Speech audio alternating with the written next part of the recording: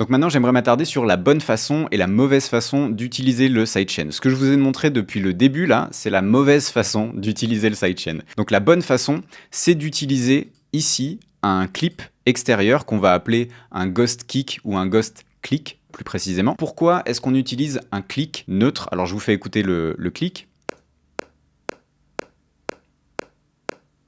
Eh bien, la logique derrière ça, elle est très simple. Votre kick, en fonction de votre morceau, etc., vous voyez qu'il va avoir une longueur différente. C'est pour ça ici que j'ai tenu à vous mettre deux kicks différents pour que visuellement, vous puissiez vous rendre compte en fait que tous les kicks n'ont pas les mêmes formes. Pour ceux qui sont habitués à utiliser par exemple le drum rack, vous, tout ce que vous allez voir, c'est votre piano virtuel avec des notes ici, mais ça ne vous montre pas en fait la longueur du sample à proprement parler. Alors que quand on travaille en audio, on voit en fait jusqu'où va le sample audio et à quel point le son va être affecté par sa longueur ou non. Parce que rappelez-vous bien quand même que un compresseur, le paramètre de release, une fois que le kick, son information sonore s'arrête, à ce moment-là, le son peut revenir à la normale. Donc vous vous doutez bien que plus le signal sonore qu'on donne au sidechain est court, et plus en fait il va être modulable, il va être modelable pour nous. Alors que si par exemple on utilise un kick qui est très long, de base on part avec un handicap dans le sens où le son, il va forcément mettre un peu plus longtemps à revenir à son état initial. Si on utilise un kick très court, à ce moment-là, très bien, tant mieux pour nous, mais ce sera quand même pas la forme la plus pure de signal qu'on pourra envoyer dans le sidechain pour vraiment modeler le mouvement qu'on a envie de donner à notre morceau. Donc là, vous allez me dire, d'accord, mais du coup, si on met un clic dans le morceau, on va l'entendre et ça va faire moche. Non, pas du tout. Le truc qu'il faut faire, c'est que vous allez créer une piste ici. Donc moi, vous voyez, sur cette piste, j'ai pris un sampler, j'ai mis un kick, tout ce qu'il y a de plus classique. Là, c'est juste que j'ai raccourci le sample dans le sampler. Si je vous joue le kick en solo, ça donne ça. Donc j'ai un vrai kick à l'intérieur. En revanche, moi, ce que je fais, c'est que je raccourcis le kick jusqu'à ce que ça devienne un click, cette fois-ci, pour qu'on ait la forme de signal la plus pure possible à envoyer dans le sidechain.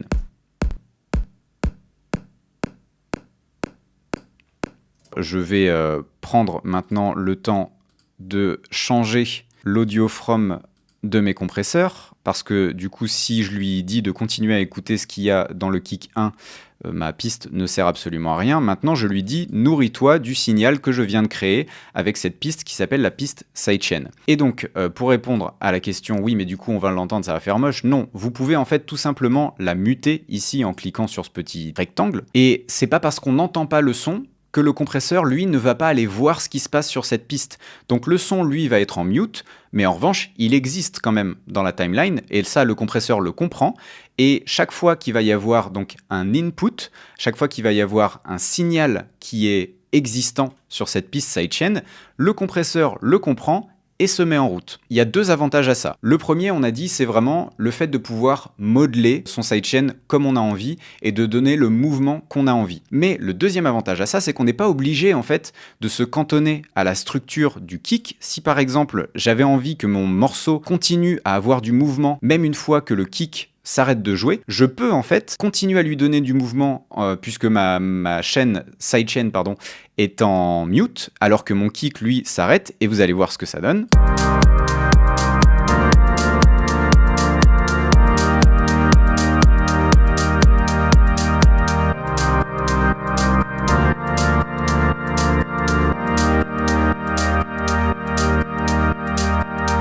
Donc voilà, vous voyez qu'on n'est plus tributaire du kick en fait et qu'on peut donner des modulations à notre structure de batterie tout en gardant en fait l'effet voulu sur toute la longueur du morceau si on a envie. Maintenant, il y a encore une ou deux petites choses à savoir. Le truc qu'on peut observer quand on est simplement sur la basse et qu'on écoute le sidechain en action.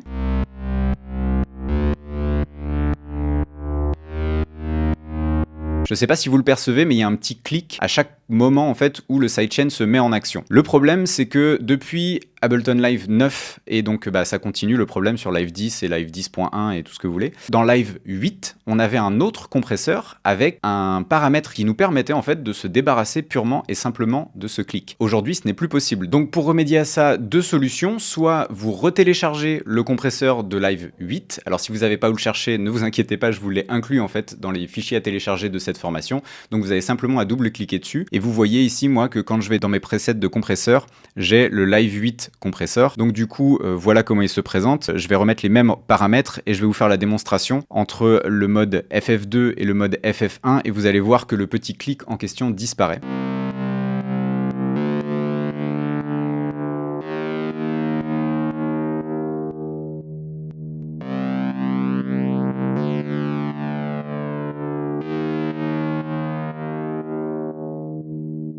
Donc voilà pour la première solution. Et deuxième solution, si vous n'êtes pas spécialement friand du compresseur d'Ableton, il y a les plugins tiers qui sont sous forme soit d'un volume shaper, soit de compresseurs tiers que vous avez acheté et qui disposent de la fonction sidechain. Je ne vais pas vous faire perdre votre temps en vous remontrant ça dans la formation parce qu'en fait la vidéo, j'en ai déjà fait une sur ma chaîne YouTube, elle est en accès libre, donc allez la voir. Si vous avez acheté cette formation, j'imagine que c'est pour avoir des informations et du contenu que vous n'aviez pas ailleurs. Mais sachez que voilà, ce sont vos deux options si vous ne voulez pas utiliser le Live 8 compresseur, c'est des plugins tiers, à savoir soit un volume shaper, soit un autre compresseur qui dispose de la fonction sidechain. Donc voilà, très grosse vidéo sur le sidechain, mais en même temps c'est quelque chose de si important que j'étais obligé de m'attarder à ce point-là dessus.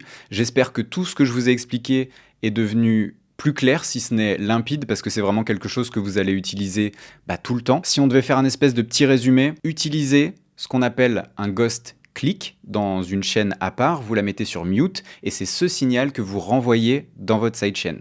Pour les paramètres, vous allez utiliser un ratio maximal, une attaque minimale et en fonction de l'effet que vous voulez donner, si ça va prendre plus ou moins longtemps à revenir à son état initial, vous gérez ça avec la release. Pour le threshold, plus vous allez le descendre et plus vous aurez cet effet de pompe. Donc si vous voulez quelque chose de transparent, vous essayez d'avoir une réduction de gain qui est assez minime et si vous voulez quelque chose de très prononcé, à ce moment-là, n'hésitez pas à y aller comme un bourrin avec le threshold. Rappelez-vous bien qu'uniquement appliquer le sidechain à la basse pour que le kick respire, c'est ne pas utiliser le sidechain à son plein potentiel. Il y a également des techniques beaucoup plus avancées sur le sidechain, mais que je traiterai dans la formation sur la compression avancée. Là, j'avais simplement besoin que vous compreniez vraiment ce que fait l'outil, comment on l'utilise. Et rien qu'avec ça, déjà, vous allez, si vous ne l'utilisiez pas, vous allez augmenter votre qualité de production de manière significative. Donc voilà, quand vous aurez bien ingéré toutes ces informations, je vous laisse passer à la suite.